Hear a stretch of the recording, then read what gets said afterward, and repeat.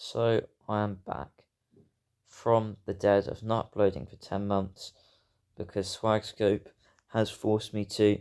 He is sitting right here with a gun pointed at my head. So for the next 10 minutes, I'm going to be reviewing Apex Legends in its current state.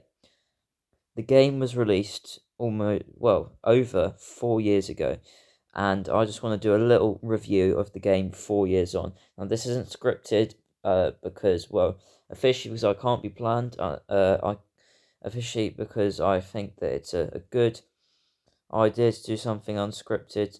Unofficially because I can't be bothered. So, this is just going to be me rambling. So there you go. This is what Swagscope wanted. So if this is terrible, blame him. So Apex, when it released, was very, very popular. It was finally a good, worthy competitor to Fortnite, but it was a completely different game aside from the Battle Royale aspect. There were legends and there was no building, and it focused a lot more on actual movement and shooting.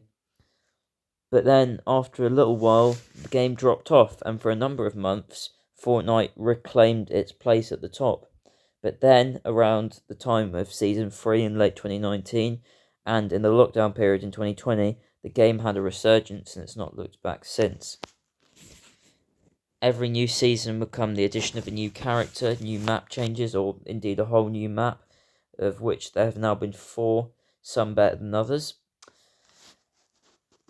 But at the end of the day, every new season would add some much needed new content. And I have to admit, in the second lockdown, I played a ridiculous amount of Apex. And there was a lot of new content added during that time. So evidently the developers were knowing that their game was getting more popular with people stuck at home and not able to play. Now there are like 21 legends in the game, all divided into legend classes, and the game has evidently come a long, long way since its creation. It's since its release 4 years ago. There have been multiple new guns, some guns that were previously very, very bad, like the RE45, are now care package weapons.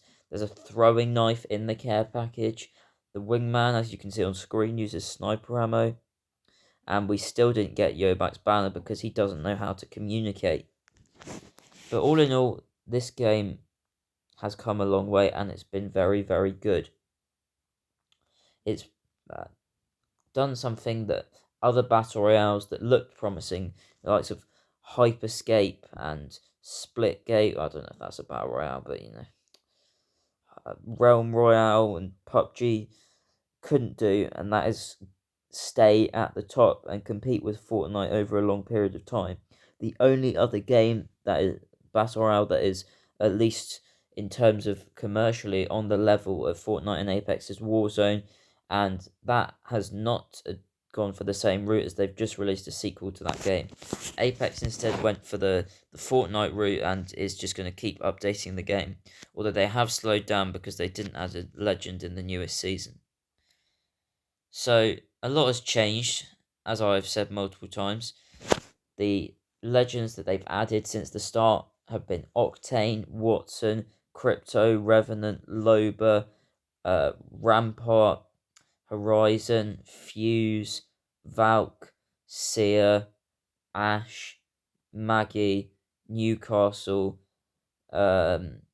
Vantage, and Catalyst. And I did take almost a year-long break from the game, but I have come back to it now to get some more footage, and just because I've been having fun playing it. And this is what inspired me to make this video. And this probably hasn't been very interesting so far. I'm just kind of trying to think of things to talk about. There have been many ability changes. Wraith is no longer completely overpowered. Gibraltar went from terrible to incredibly good to still pretty good, which is what he is now. Wraith is back on top in the meta. Rampart went from bad to good, back to bad. Fuse is struggling in the current meta, as is Bangalore. Mirage is also struggling. So the game is ever changing in terms of the meta and the addition of new legends and the buffs and nerfs to different legends and different weapons. And this is very crucial for this game because otherwise people would have definitely lost interest.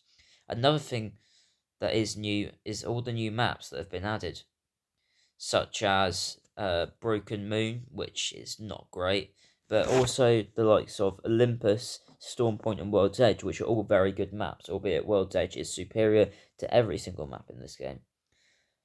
And there's even the option of rotating back in King's Canyon and Olympus at some point in the future to give us new maps to play on. They've also added new limited time modes. The ones I can remember off the top of my head, we've had Control, Gun Run, Team Deathmatch, and Arenas. Some, such as Gun Run, have been very successful. Some, such as Arenas, Arenas kind of flopped. It was a decent idea, but there wasn't really enough to grip people on it. And something that's really great they've added this season is the addition of the mixtape playlist, where they will rotate a limited time mode every few hours, which is absolutely excellent and a great idea to keep people engaged in the game instead of just adding a limited time mode in the mid-season collection event. What else? There's a lot of heirlooms. They're still scamming us by reskinning the Wraith heirloom, which is an absolute joke, if I'm going to be honest. Trying to sell off a new Wraith heirloom. It's not great, but what can you do? I think this is more an EA decision than a Respawn decision, and I think EA definitely holds Apex back. Although admittedly, it probably wouldn't have got the popularity it did without EA funding it and promoting it to big streamers all the way back when it first released and was almost getting on top of Fortnite.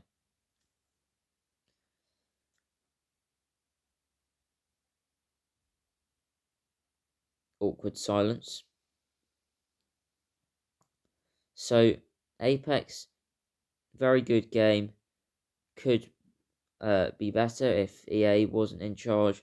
But honestly, the ridiculous price of the cosmetics are the only real complaint.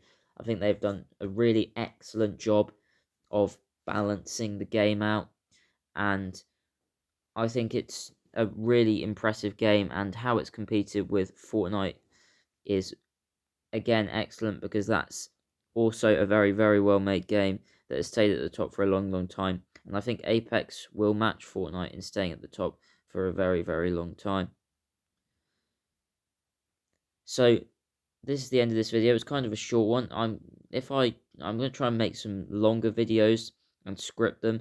This was just kind of an unscripted ramble about the state of Apex and how I think it's really improved.